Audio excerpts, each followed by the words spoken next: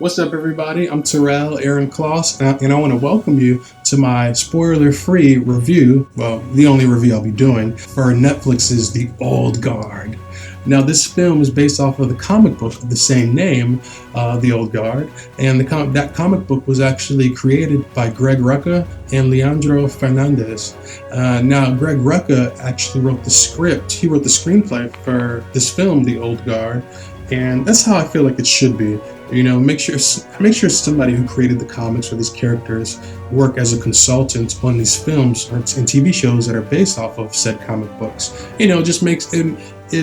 There's nothing like having the person who created it have a hand in bringing these characters to life in live action films and television series. I'm like, come on now, like Marvel does it, and clearly Netflix did it. So DC, what's going on? But anyway, back to The Old Guard. Now, what I love about this film, besides the fact that it's pretty kick-ass, and Charlize is kick-ass, and it's really great all the way through.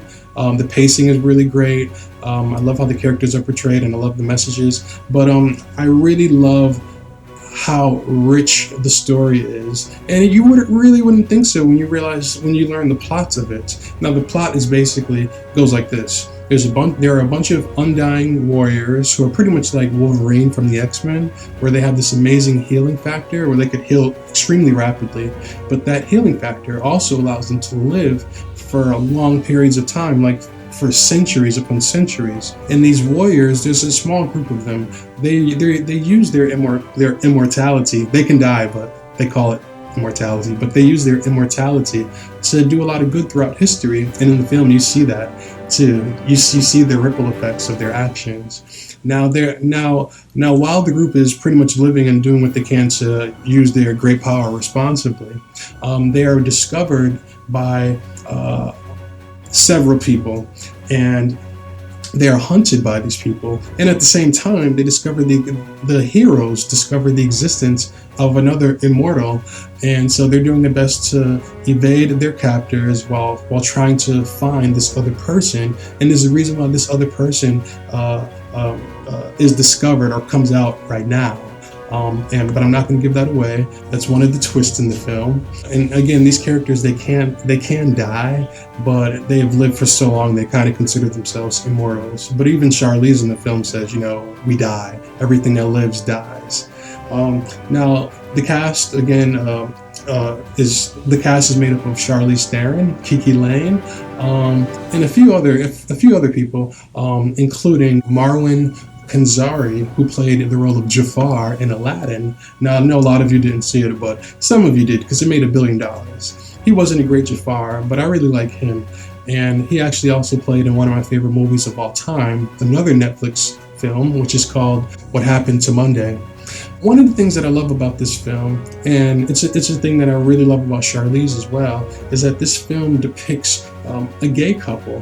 Now, I'm not going to tell you who it is, but you'll know it when you see it. But their introduction is done so tastefully and so organically, and no one ever talks about it.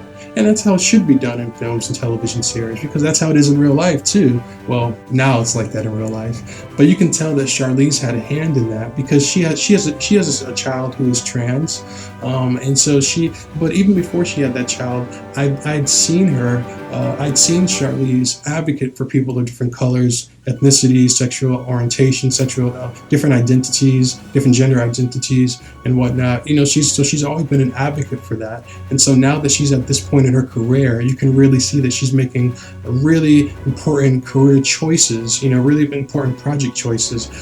She chooses projects that she can also be a producer on, so that she can make sure that characters and the actors are shown as real people, not just these stereotypes, not these stereotypical characters based off of their race or gender. So, I mean, Charlize is just really amazing. She takes a step back in this film to make sure everyone else is elevated, but she still stands out because she's such a star and she's so kick-ass. If you loved her in Atomic Blonde, Aeon Flux, you know, all those other great movies, and of course Furiosa and Mad Max, you know, you'll definitely love her in this film. She's just as kick-ass as she was as those characters, but with this one, I feel like she has more depth. She plays the role of Andy, who's the oldest of the Immortals, and Andy is short for a really long fancy name, but she goes by Andy. I love the messages of this film because the messages basically tell you that, you know, with whatever time you have or with whatever you have, make the best of it and do really great things with it, because it's not about how much time you have or what you have, it's about what you do with it. And you really see the characters really talk about that in the film too, and they allude to it as well. And there are several flashbacks showing how they've lived over the course of all these centuries and whatnot. And so you really fall in love with these characters and you feel for them.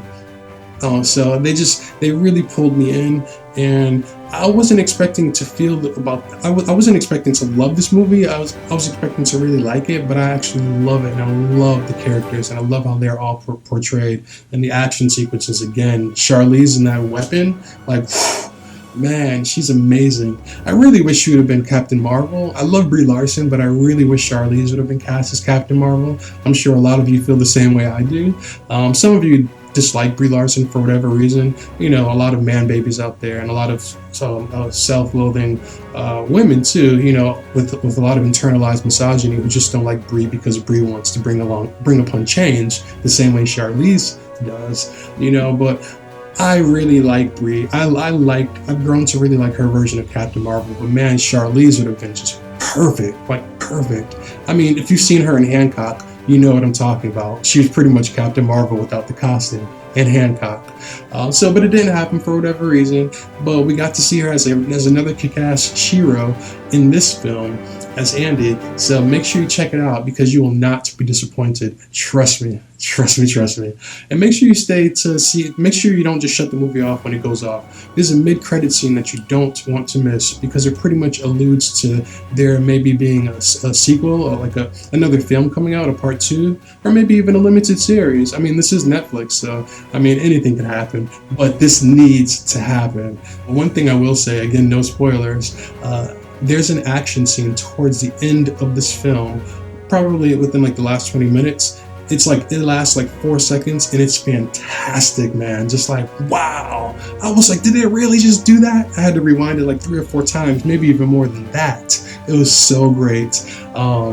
Charlize, Kiki, Marwan, everybody in this film did a really excellent job. And it was directed by a female director too, director Gina Prince Blythewood.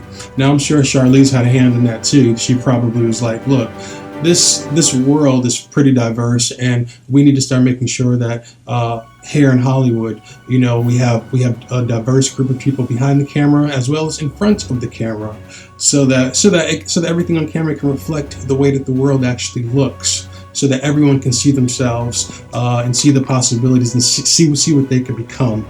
It's just another reason why I love Charlize. I just love her so much. She's all about inclusivity and diversity and opportunities for everyone. So, but yeah, make sure you check out this film. It's fantastic. I give it a 10 out of 10, actually. One of my favorite Charlize films of all time, actually. So it's right up there with Mad Max and Furiosa and Atomic Blonde and Sweet November. I love her so much, and I love how she's using her platform and her privilege. I really do. I wish everyone would do the same. And things are starting to change, not fast enough, but they're changing. So, but anyways, if you like this video, make sure you like this video, and make sure you subscribe as well, and ring that bell too, so that you can get notified whenever I post a new video. Now, you can also follow me on Instagram or Twitter, or Instagram and Twitter, at creative_Klaus. Now again, make sure you see this film before it gets spoiled for you, because I'm pretty sure there are a lot of spoilers online, so you might run into a few or maybe all of them.